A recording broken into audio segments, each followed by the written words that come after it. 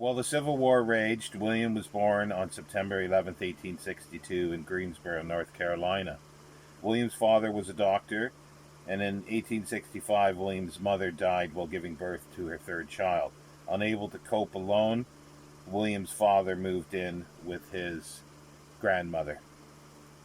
William was taught by his aunt, and he was a voracious reader, reading everything from the classics to dime novels.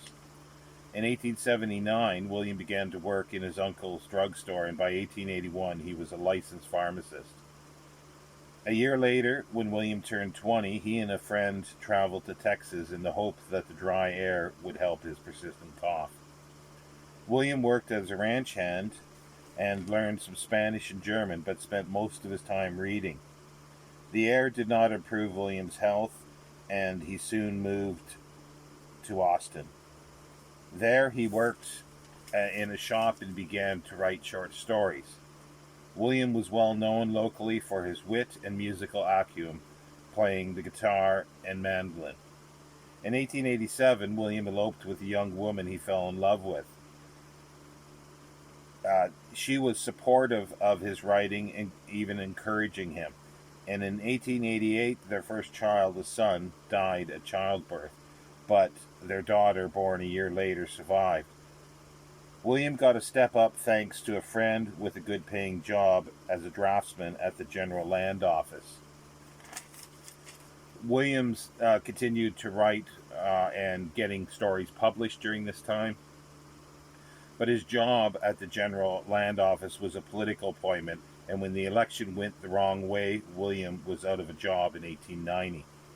But he soon found another job at the First National Bank of Austin. However, William was not a meticulous record keeper and possibly embezzled money from the bank. He lost his job, but was not charged.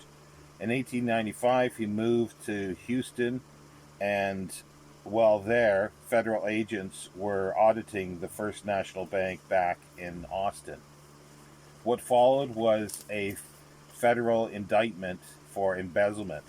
William was arrested, but while out on bail, he fled first to New Orleans, then to Honduras, where there was no extradition treaty. And shortly after he returned, finding out that his wife was severely ill with tuberculosis, surrendering himself to the authorities. And William's wife died in 1897, and he was found guilty of embezzlement in February 1898 and sentenced to 5 years in prison. In prison, he continued to write many of his best stories. He was released in 1902 on good behavior and moved to New York, where he wrote vigorously.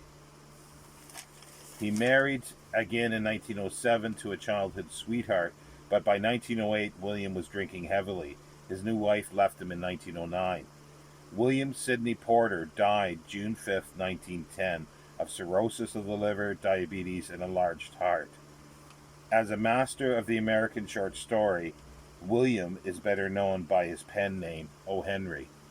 And now you know the end of the story.